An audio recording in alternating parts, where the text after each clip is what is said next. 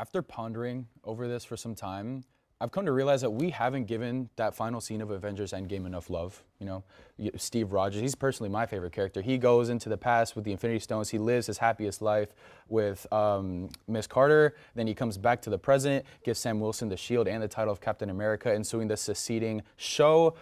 I loved it. You know, and then on top of that, you've got the finale of the MCU, at least in its prime, the final shot of the Infinity Saga, and it's all perfectly encapsulated by that final scene where Steve and Peggy are dancing in that little home. But what makes it so perfect? The song. It's been a long, long time. Ladies and gentlemen, my name is Andrew Montana, and after a 2-week hiatus, thanks to President's Day, by the way, shout out FDR if you're watching this, that New Deal was just generational. We are back after 2 weeks. We've got a lot in store for you guys today. First off, we're going to be looking at some MLB awards predictions as spring training has kicked off across Arizona and Florida. And if you haven't made it to a game, why not? Take me out to the ball game. Next up, we've got NBA midseason award predictions, or excuse me, team just scoring predictions, I guess, team record predictions based on start of the season picks. And I mean, this is following All-Star weekend, so of course we're going to be talking mid-season, LOL. And then we've got our surefire picks of the week. And actually, in that episode 2 weeks ago, somebody did win it. So will we be looking at mariachi music this entire third segment? I don't know. Stick around and find out because HTF Bets starts right now.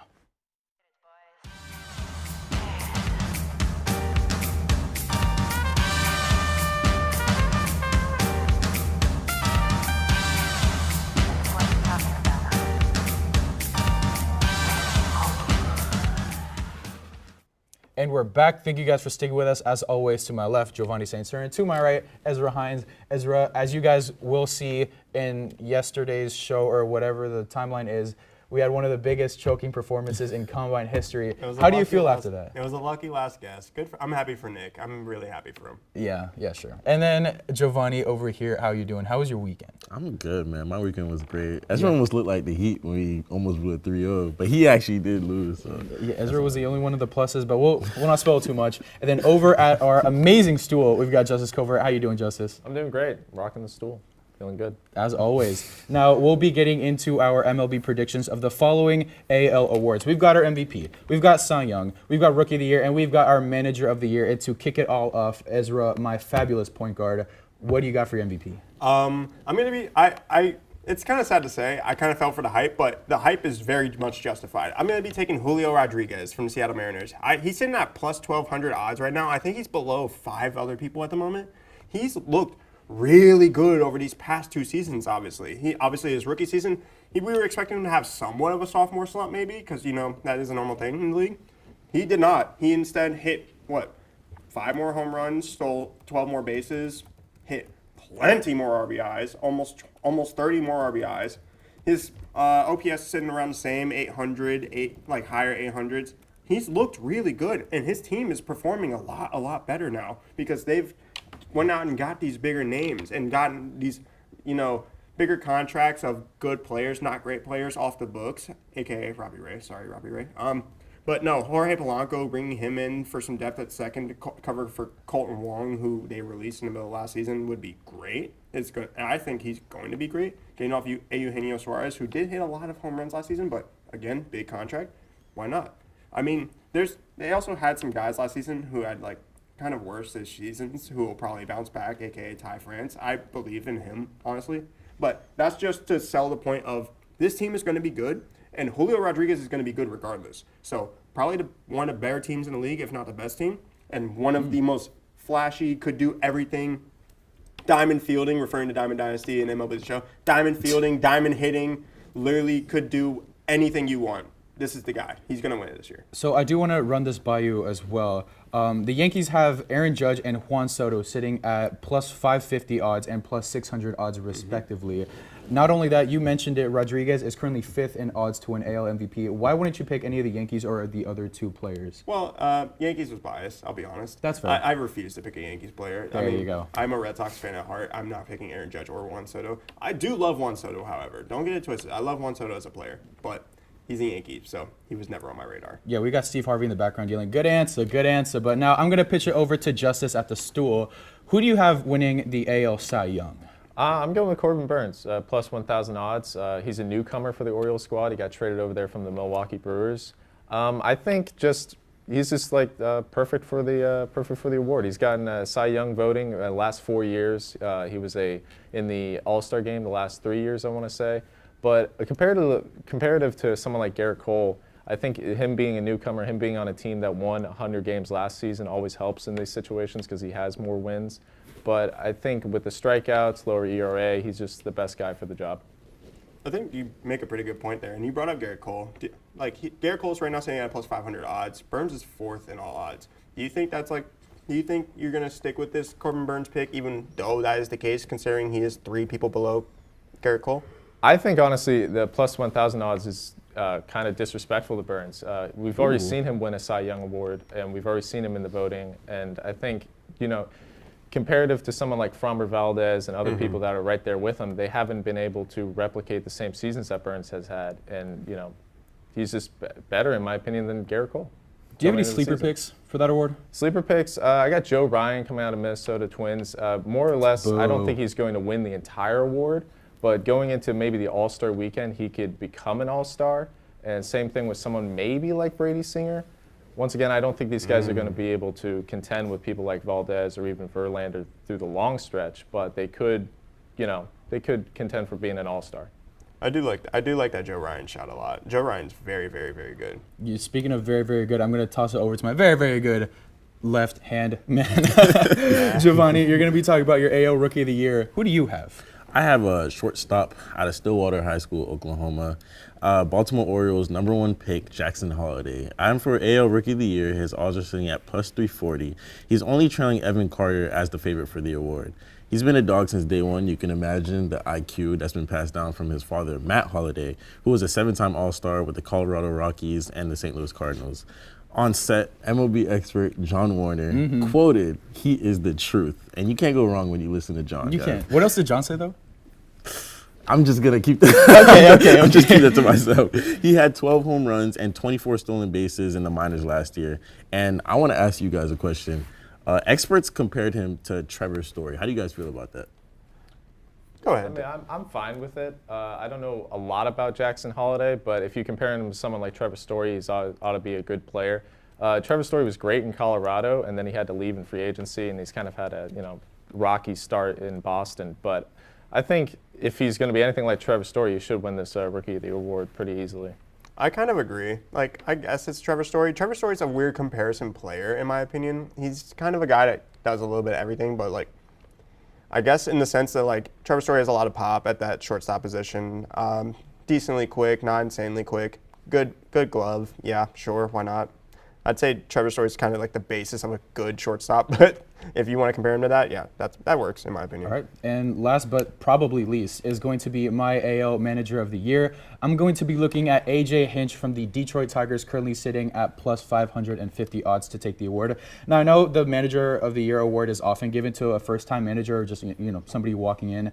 Other candidates for this award include Matt Cacharo of the Kansas City Royals at plus 650, Kevin Cash from the Tampa Bay Rays at plus 900. So the odds aren't too far apart. It's kind of a tough race right now, but I'm going to be buying into the Detroit Tigers manager because they got a lot of young guys. They got a great young core. They got Spencer Torkelson, Riley Green, Tariq Skubal, etc. So, I think it's not too bad of a pick, at least, especially considering he's the front runner. Justice, I'll pitch it over to you. You're, I guess, our native expert in baseball when it comes to who is on air at the moment. What do you think about that pick, or would you pick somebody else for the I despise A.J. Hinch. He is a cheater, and I do not like cheaters. Ron Washington is at plus 1,000. It's his first year with the Angels, and I love that pick. I would go with Ron Washington all day.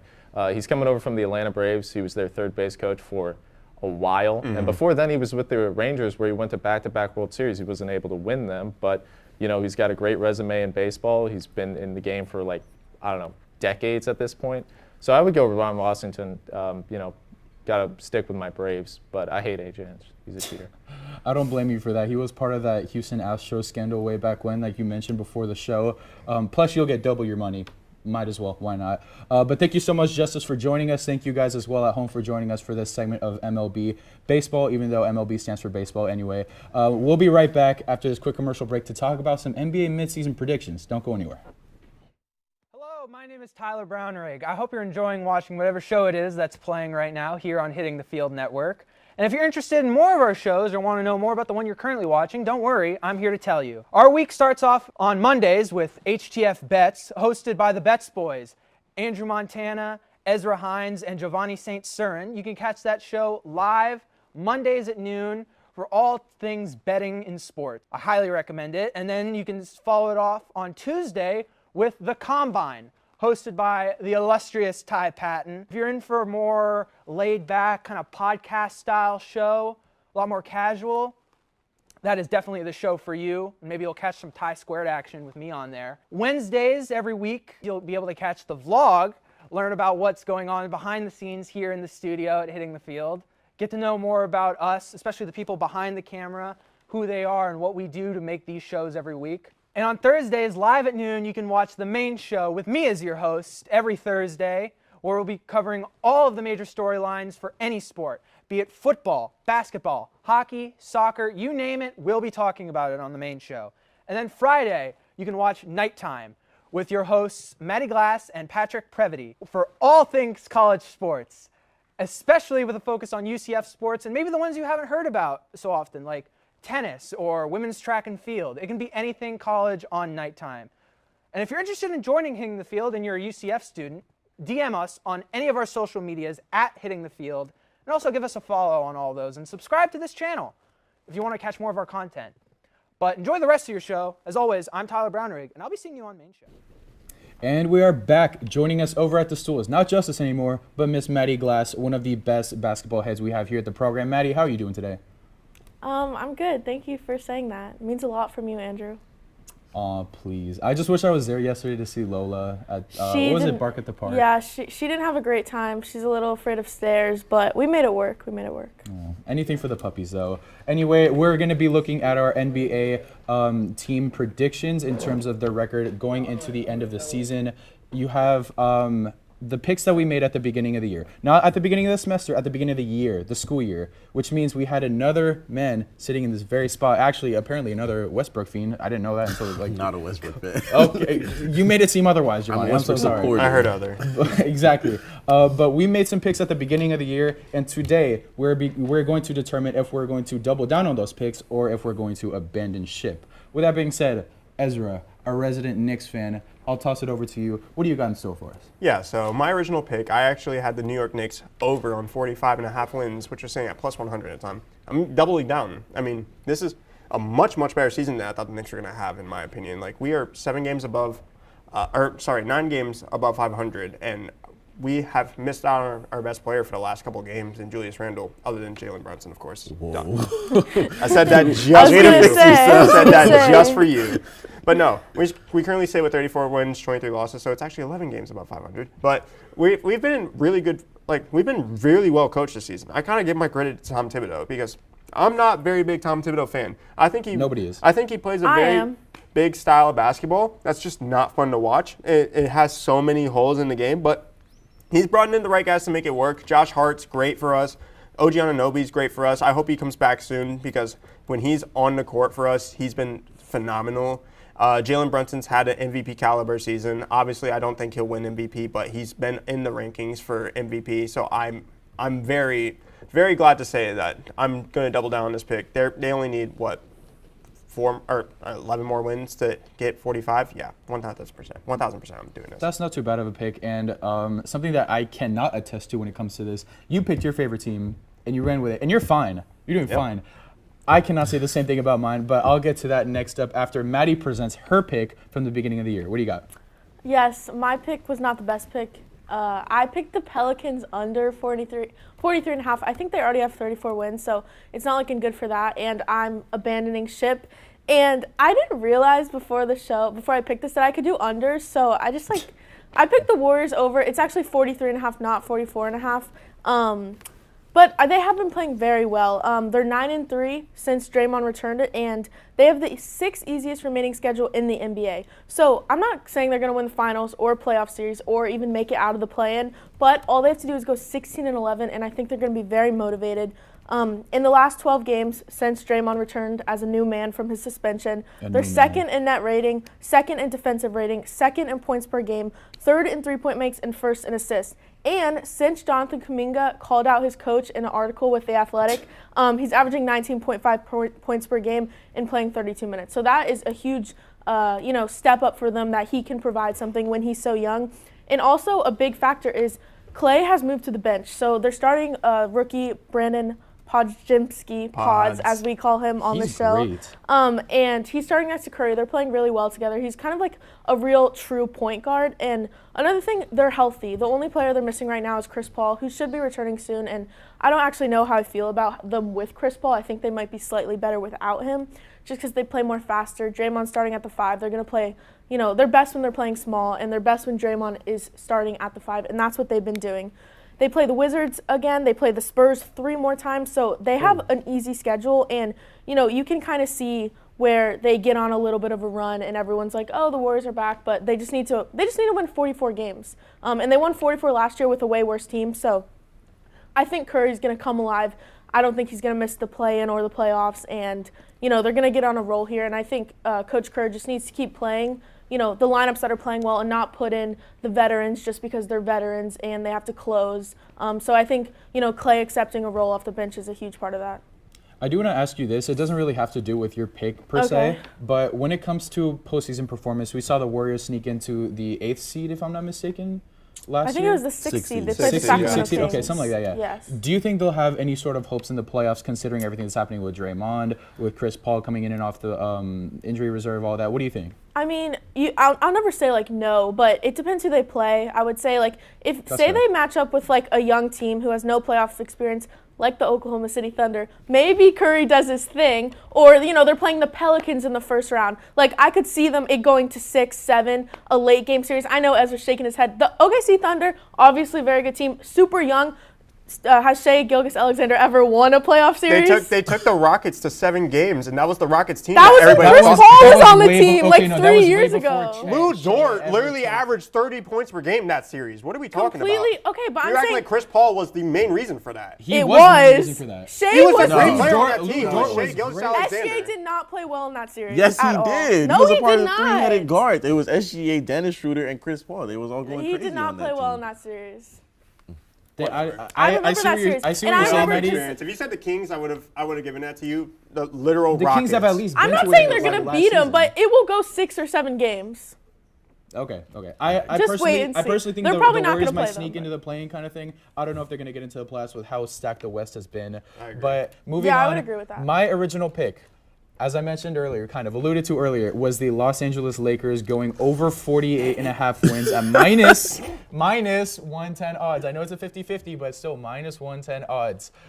It just has not panned out in favor of LA. We're losing the worst games and we're winning the best. We're responsible for 1 out of the Celtics' 12 losses this year.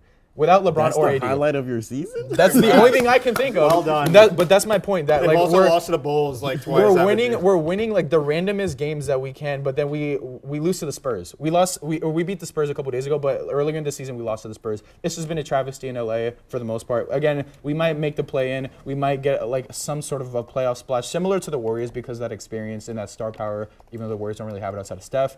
But I'm going to be abandoning ship, obviously, and jumping into the Dallas Mavericks, winning over 43.5 wins, again sitting at minus 110 odds of taking place. The Mavericks currently sit at with a record of 33-24. They have 25 remaining games in the season, and they need 11 wins just for me to cash out on this bet. 11 wins in 25 games, I think it's more than reasonable to say. The Mavericks are currently 8th in scoring at 118.6 points per game, 7th in least amount of turnovers, which is a lot considering Luka is your primary ball handler at 12 turnovers per game. Have the 18th hardest schedule out of 30 teams, which I think is pretty good. And then we saw it in the latter half of last season where they traded for Kyrie, it just went to shambles. I don't think they're going to let that slide this year. I think out of these 25 games, honestly, could pull off 15. I don't think that's too hard to say, considering this the strength of schedule remaining. They had a good trade deadline as well. They did. did. Daniel Gafford and PJ Washington, who have been really good. huge. They were in the highlight. So if you guys saw that, that speaks for itself. I think the Mavericks have this bet locked in. I don't think it's too bad. I honestly think that's free money. to be honest. I'll say this. You hit this one at least. Yeah, Maddie mentioned it before, the line should be a lot higher. I'm going to have to agree, but, free money is free money. But next up, Giovanni, taking over for Phil's pick. May he rest in peace. Shout out to your granddaughters. I know you guys are doing great. But what do you have in store? This one's for Phil, man. Just like you, I only need 11 wins to get this lock right There you here. go. Phil's old line was 46.5, and the Lake LA Clippers, their current record is 37-19. I remember at the beginning of the season, Harden got traded. Everyone jumped ship. Not on this, but I'm just saying on the Clippers overall. They lost 6 games in a row, I believe. But ever Yeah, it was since then, they had a 9-game win streak in December. They had the 3rd best record since January 1st, going 18-7. I know we say this every time during the regular season, but this might be the Clippers' year. This might be it. Because, knock on wood, they haven't been injured. Knock on glass. They haven't been injured. Westbrook has flourished in his bench role. Kawhi is shooting the highest 3-point percentage of his life. He's like top 5 in top league 5, three-point exactly. They're percentage, one of the which is best crazy. catch and shoot teams in the Exactly. league as well. Harden's doing a great job of facilitating, and you just got to give credit to all the glue guys: Zubac, Norman Powell, Terrence Mann, Russell Westbrook. Exactly. And I think he's been playing, like I said, one of the best 6 men of the year. But Norman Powell's a better obviously, sixth man for them. obviously Yeah. you guys disagreed, but I'm gonna go with the lock. Thank you, Phil. I appreciate it for this lock right Maddie, before we wrap this segment up, I'll toss it to you real quick. You had something to say about that Russell Westbrook versus Norman Powell, I guess, debate for the 6th man. Who would you take out of them two to run your bench? Norman Powell. To run your bench? I mean, Norman Powell's a great scorer. He's efficient off the He bench. is great Russell at Westbrook, scoring. obviously, Westbrook might have higher highs, when he has those moments where he's rebounding very well, but he's still, there's moments where he's hurting the Clippers late in games and they, bench him. Reason why he's not. Also, anymore. SGA averaged 15 points in that playoff series against the Rockets. SGA averages just looked it up, 35 huh? points per year.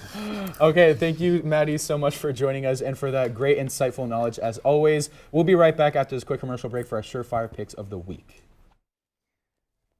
Jack, buddy, why are you here? I don't really understand why I'm here. I got called a delusional fan. I just don't understand why I'm delusional if I think Kirk Cousins had the best mustache in the league. Well, Jack, buddy, I don't want to be the one to tell you this, but I don't think anybody looks cool in handlebars. But they're back, man. They're back. They're not. They're not. Sometimes you just got to face the hard truth. It's right there in front of you. All these people, they're calling you delusional, but sometimes you got to worry about, am I projecting? Is it me? And in this Let me case, tell you something, bud. It could never be me. Anything I say is factual and truth, and that's why the Vikings are going 16-1 this year. organization, you have to look at your roster and say, I've had Kirk O'Thuggins for 6 years. Maybe it's time to move on. There is no moving on from Perk Thuggins and Justin Jefferson. Do you think that maybe this all started just because of a little disappointment? Nothing has started. This is how I live, and I am not delusional. And we're back looking at surefire picks of the week. I mentioned it before. One of us won 2 weeks ago. Who was it? Hey, it was me. Put your hand down. Put your hand down. It was me. I forgot what I bet on, to be honest. It was so long ago, but I won it. I now have a record of 2-3, 1-4, and 1-4. We're doing bad, but I'm doing a little bit less bad. So we'll get right into our picks. I'll just start off real quick because I know someone's going to get heated. Foreshadowing. We're looking at the Sacramento Kings, in my opinion, beating the Miami Heat tonight at 10 p.m. in You're Sacramento. not hitting. You're obviously not hitting. Oh my God, Giovanni! Giovanni. Okay. Miami Heat lost Jimmy Butler to suspension. Okay. So there goes all your offense, all your defense. That whole All of our offense, all of your offense. These are the Jimmy Butler. Jimmy Butler. Tyler Hero is out. These are the type of games that Coach Terry Phil Rozier is out. puts on a Bets is here to spread love, masterclass, ladies and and we gentlemen. win, especially on the road. Those Speaking are of the a type games- masterclass, DeMontis Sabonis is going to have a masterclass. I was looking for odds. I was expecting the lines to be 13.5. They set it at 12.5. I'm taking the over so damn hard at minus 120 odds of taking place. Sacramento is going to be covering the 1.5 point spread, minus 115 odds of happening. And the game itself is going to be under 229.5 total points at minus 110. Miami Heat already has that bottom 5 offense in the This NBA. might be the bottom first 5 time scoring. someone goes Sacramento. 0 for 3. This might be the first time someone goes 0 for 3. 0 for 3? Sure. Who has the best record? Who has the best in what? Cállate la boca, hijo de puerca. Who has the best record? You won one In more here. game than us. I won one more game than you, exactly. Tell me, Domantas Sabonis just dropped 17 rebounds last night against the LA he has the Clippers. best and he, defender like, guarding him 15 next game. The best defender in the league. He dropped like a triple-double on Wemby. He dropped a triple-double on Jokic. He can do it against Bam. Also, Jokic Against Bam Jokic is a Adebayo. top Bam 10 Adebayo defender starting now. at center. Okay, You got all who? Kevin Love starting at the 4. Who He else? got you have? old man Caleb strength. Martin. Kevin Love is Caleb locking up your Martin favorite starting up at the forward. 4. He is not my favorite forward. I don't even know if I I have said one. Kevin Love is locking up your favorite forward. Exactly. I don't even know if I have one. That's what I'm saying. But no, Go get one, and Kevin Love will lock him up. Domantas Sabonis, he honestly could go for like 15 rebounds at this point. Sacramento's games to lose. They have a better record anyway. Whatever. I'm going to toss it over to you, Ezra, though. Thank you for being nice and peaceful and quiet about this. Damn, bro. What do you have for us? Heat money I'm a line. man of peace. I just wanted to watch the show. I'm just like y'all here at home right now. I was literally just watching this breakdown. Anyway, well, what we almost saw is what I'm going to be covering. I'm going to be covering fighting. I'm going to cover UFC this Saturday, March 2nd. It's not a very big card, but there is some decent fights on here.